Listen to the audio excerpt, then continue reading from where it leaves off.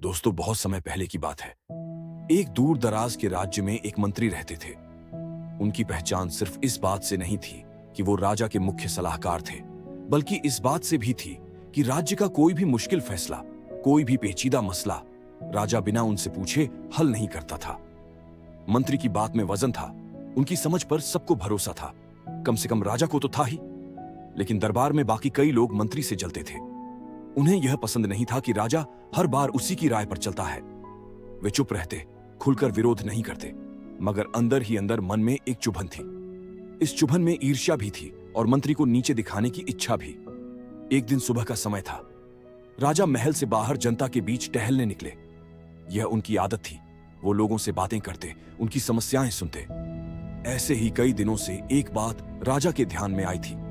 दरबार के सबसे बुद्धिमान मंत्री का बेटा रोज वहीं मौजूद रहता था, लेकिन उसके जवाब राजा को अजीब लगते थे। उस दिन राजा ने मंत्री को दरबार में बुलवाया।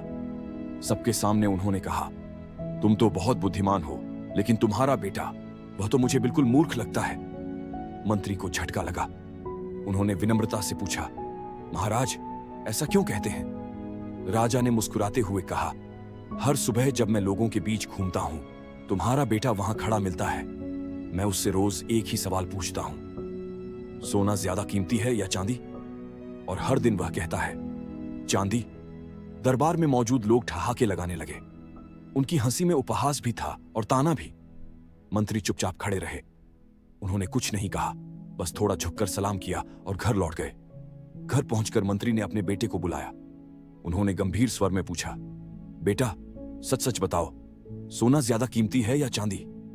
बेटे ने बिना सोचे कहा, सोना। मंत्री हैरान हुए। तो फिर तुम रोज राजा को चांदी क्यों कहते हो? आज पूरे दरबार में तुम्हारी हंसी उड़ाई गई। बेटा मुस्कुराया, फिर बोला, पिताजी, हर सुबह राजा मेरे सामने दो सिक्के रखते हैं, एक सोने का और एक चांदी का। फिर वह पूछते हैं, जो ज्यादा कीमती है उसे ले लो। मैं हर दिन चांदी का सिक्का उठा लेता हूं। मंत्री उलझ गए। लेकिन क्यों? अगर तुम सोने का सिक्का उठाओ और सही जवाब दो तो राजा समझेंगे कि तुम बुद्धिमान हो।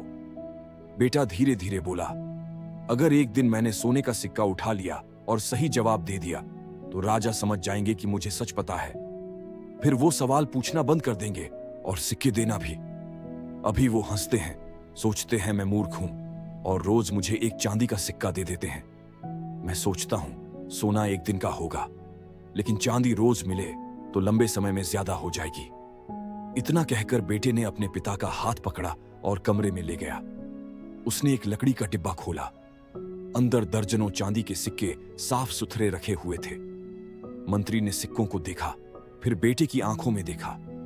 उन्हें पहली बार समझ आया कि असली बुद्धिमानी हर बार सही जवाब देना नहीं है, बल्कि सही समय पर सही कदम उठाना है। कभी कभी दुनिया के सामने थोड़ा मूर्ख दिखना भी लाभदायक होता है।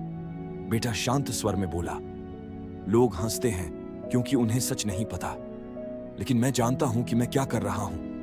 मैं सिर्फ सिक्के नहीं जमा कर रहा, मैं धैर्य जमा कर रहा हूं और यह सीख रहा हूं कि कब बोलना है और कब चुप रहना है।